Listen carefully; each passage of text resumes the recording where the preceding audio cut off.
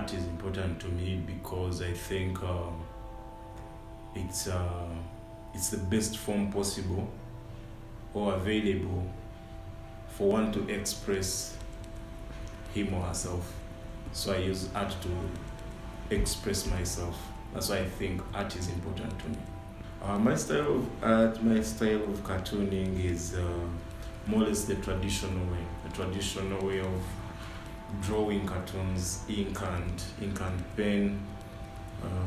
So I draw on paper, then I ink. After inking, I scan and take to the computer for coloring. But definitely before all that process, I go through a lot of stuff like brainstorming, reading, all that. It's a whole process, a whole design process.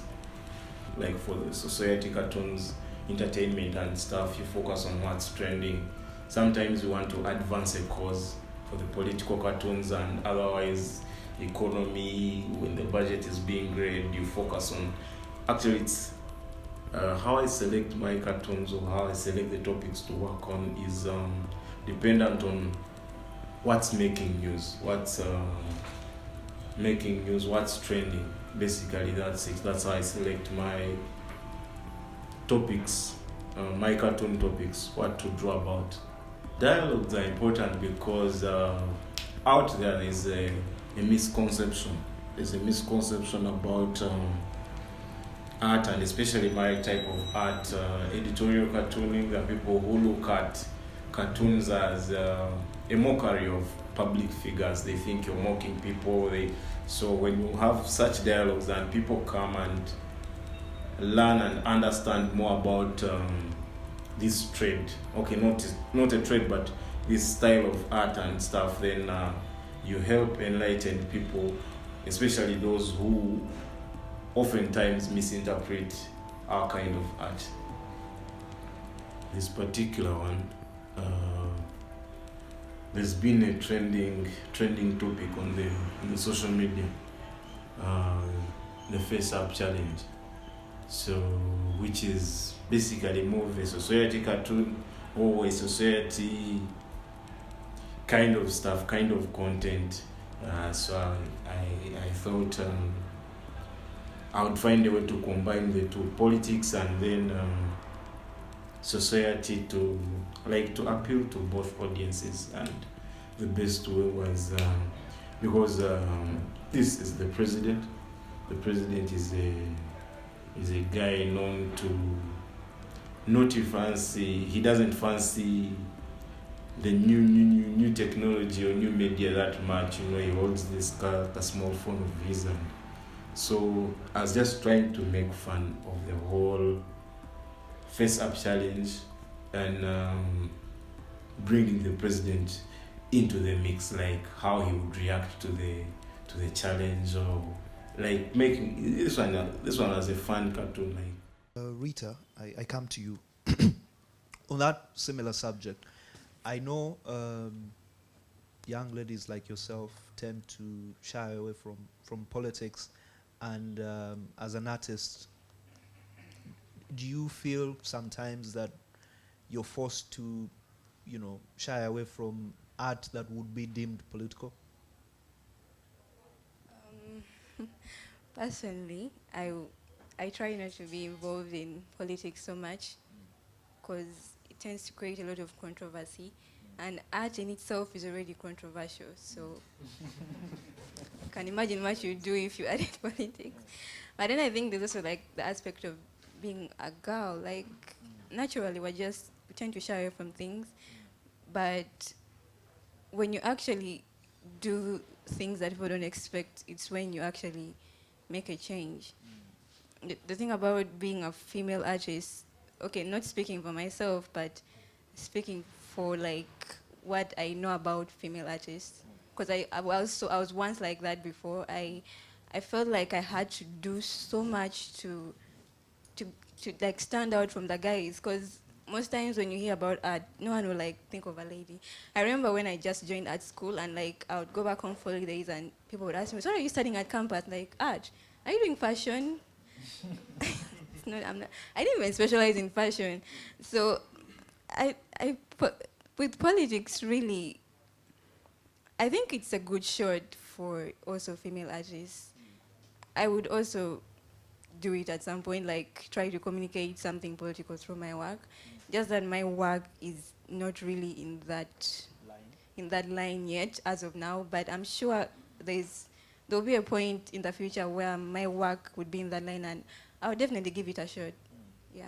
Rita, your particular art form is portraiture, so you deal with a lot of faces and things like that. Maybe to link it to what I think Kwiz-Era had mentioned and what David explores quite extensively in the publication, that if you look at the department of art at Makerere, its very existence is also quite rebellious, because it rose out of the efforts of Margaret Trowell and her husband, Dr. Trowell, who insisted that art in Uganda needs to be indigenized, because the colonial government then didn't see any use why you should spend time teaching these natives their own art when you could be teaching them how to write or teaching them about Jesus Christ. So has that history, in a way, is it reflected in your portraiture, for example, or your conception of art? Yeah. That you are Ugandan, you're black and all. Yeah, it is. I try so much to not be like the Western world, because what I realized is that most artists these days are trying so hard to reflect like Western art.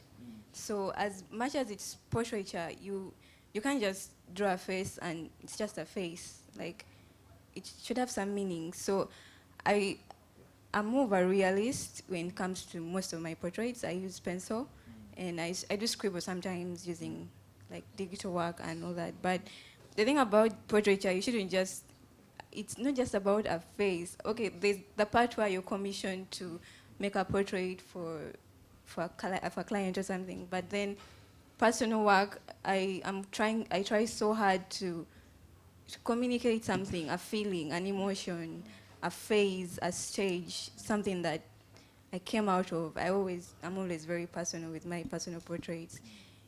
Wait, I said personal twice.